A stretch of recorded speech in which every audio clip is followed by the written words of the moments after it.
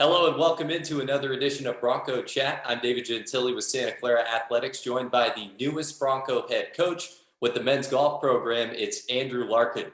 Coach, a couple months on the job for you now. How are you settling in at SCU? It's been fantastic so far. I mean, obviously, it's an interesting time to take a job and make a move, but certainly, definitely have felt the support from the Bronco family within the athletic department as well as my new players. It's been a great few months to start to see what the future is going to be here at Santa Clara, get to know my guys, and get even more excited to have the chance to go practice and compete whenever it's safe to do so. Hopefully, sometime this spring. And as you've gotten to interact with this group, what are your early impressions of the guys you've got on this team?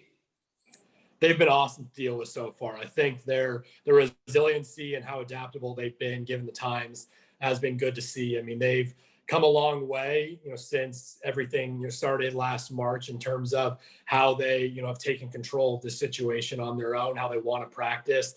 Since the first time I met them, the big thing that jumped off to me was the chemistry and the desire within this team to get better, to want to work with each other as brothers, and to be coached and take that next step as a program. So getting to know the guys so far has been a real treat. Definitely has made me excited to have that opportunity to work hands-on with them. But we're making the most of what we can do this fall, and I'm excited to see a lot of them out on their own, compete in amateur events throughout the country. Well, you've got the pandemic going on and working within the guidelines of what you are and aren't allowed to do based on the NCAA right now. What are you choosing to focus on as you get ready to develop this group? Our goal for this fall is really to make the most of the situation in front of us. One of the big things for us is hoping that all of our guys, through the Zoom program that we're doing on a weekly basis, become a more well-rounded student of the game of golf. I mean, obviously, when we think about development in golf, it goes to improving swing and learning new shots and getting better on the golf course. But I think there's so much more to the overall development for any of our players on this team. So we're trying to help educate them in terms of looking at statistics and course management, understanding how high-level professionals have the right mentality to go do things. So through, some book reads, we're watching some movies as a team this fall, going through kind of a case study on some different statistics and trying to learn how we can apply that to ourselves individually as well as the team, as well having some great guest speakers come in and talk to the team. I think we're going to help set a culture and a foundation for this program really to take going forward. When we're able to have in-person practice, I think we'll be even more prepared to grow quickly as a team. And taking a step back to when you first heard about this opportunity at Santa Clara, as you were finding out about the job, what was it that was attractive to you about this position?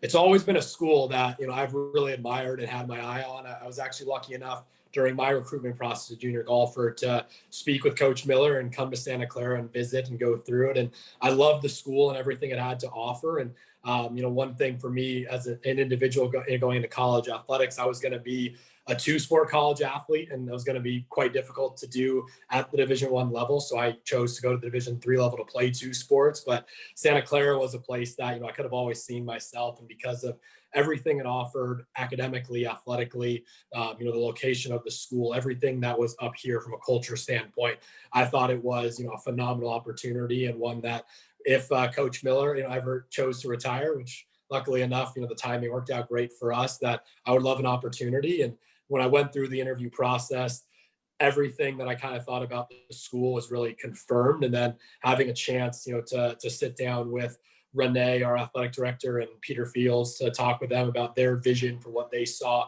as a golf program, with Renee's background as a former college golfer and college golf coach herself, was really exciting to me to have someone with that much kind of alignment with my goals and belief in what this program could be. Really made me think that this was the perfect program for me to come join. And how cool was that to be able to sit down with the athletic director of this program, and as you mentioned, Renee's extensive background in golf, just to have that foundation where you can probably have some more serious and some more in-depth conversations about the position right off the bat?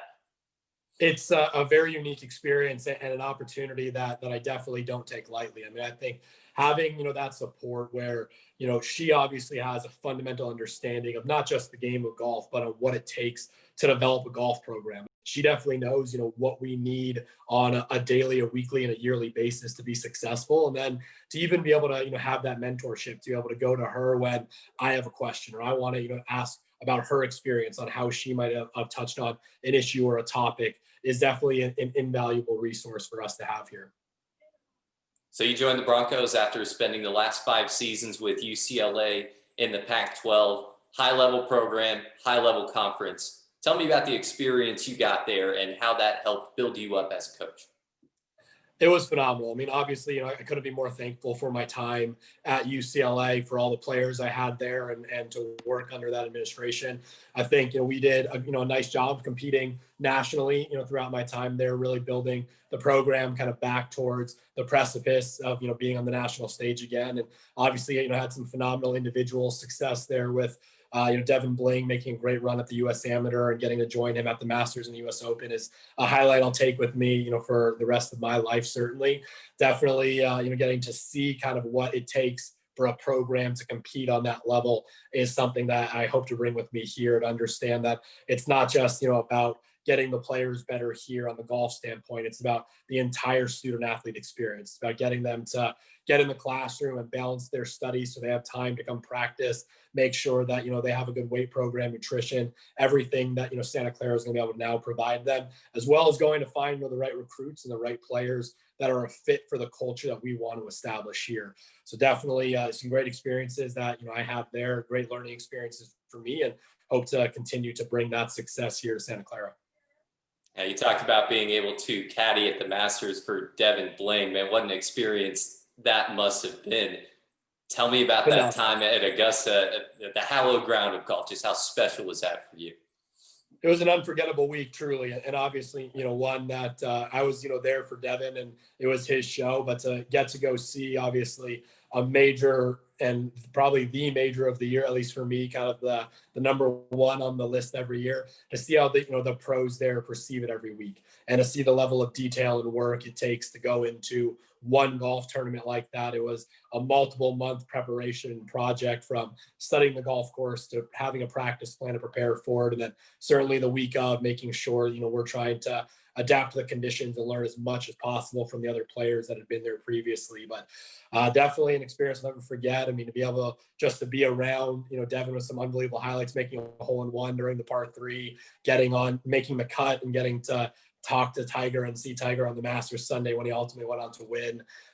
Definitely some, great experiences. And I know for Devin, hopefully, a starting point for the rest of his career, but certainly a lot that, I got to learn as a coach, and will bring back some great experiences and knowledge with me going forward. And hopefully, who knows, have a Bronco here, make a run at the USAM in the coming years, and get me back on the bag at Augusta in the future.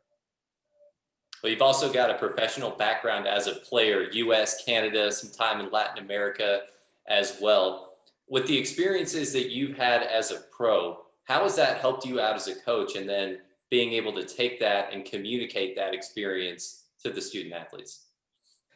Especially still being younger and still, playing a little bit, obviously not incredibly active anymore, but enough to, keep me in my game relevant, that I can still go compete with the guys, when my game's sharp. I'd hope we get to a point where they're all kicking my butt and doing good things on the course. But definitely gives me the background, the knowledge where, I can have a very personal conversation with them when they're going through, whether it's a high or a low or a struggle, or they're trying to go prepare to win a tournament and they're nervous the night before. A lot of places I've been myself as a player, and I can, talk to them really from all of the realms. And I've had all the experiences, the good, the bad, the ugly, and everything in between. And for me to be able to, share that knowledge with them and talk with them about how, I was able to adapt to it. Here's kind of what they can go expect at a new environment when they're uncomfortable, or to make a big jump in their game, or to overcome an obstacle. I think it gives me, that extra little bit of information that I can share with them on a personal level, and then to still be competitive when, we're not in a qualifying cycle and it's appropriate for me to jump in on the course with them and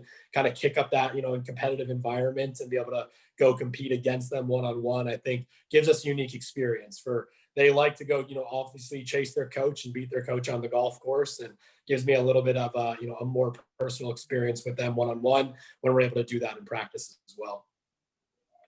I want to take it back a step. So prior to UCLA, prior to starting out playing as a pro, you get your coaching start at Occidental, at your alma mater.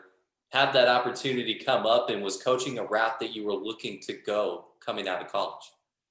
It definitely wasn't. It's a passion and a job that I fallen in love with. I mean, I had a great experience at Oxy, and at 22, my golf coach decided to leave, and our administration wanted to make a change. And 6 weeks after I graduated, I was named head coach. So, for me, looking back at my coaching career now, this being my ninth season in college golf, definitely something that I couldn't be more thankful for, getting that opportunity early to be able to have to learn kind of a hands-on experience at that age with no background in it, to have to go, learn how to be a detailed recruiter. And at 22 years old, convince, a parent to send me their 18-year-old, and certainly also have the unique experience of coaching several players that I actually played college golf with.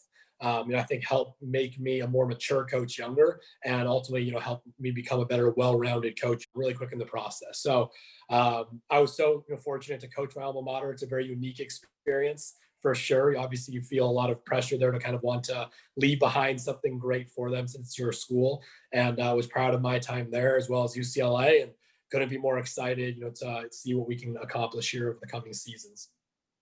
And you had mentioned this earlier in this interview. As a student athlete at Oxy, you were a two-sport guy, a golfer and a soccer player.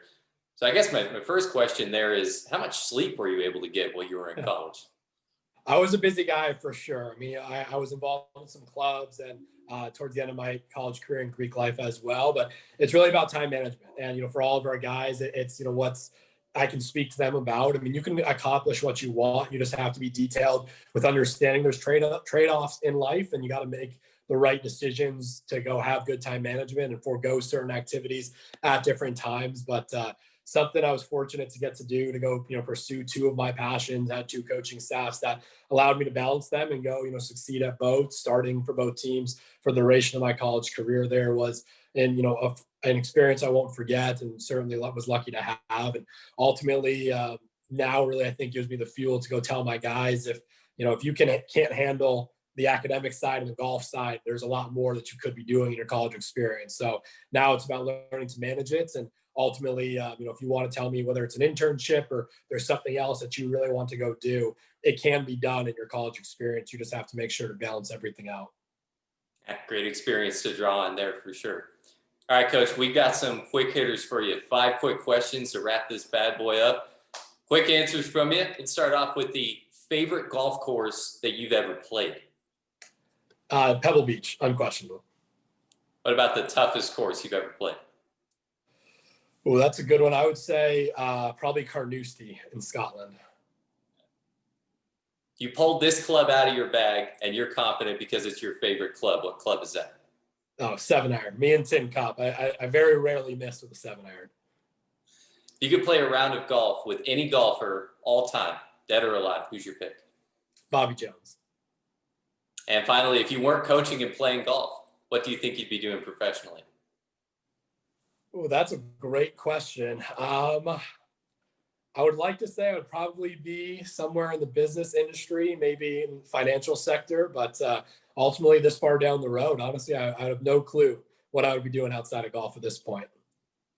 A lot of quick golf ones, and then we give you the big existential question like, whoa, you gotta think about that one for a second. Yeah. That's the new head coach of Santa Clara men's golf. Welcome to SCU. Thanks so much for taking the time out, Andrew Larkin.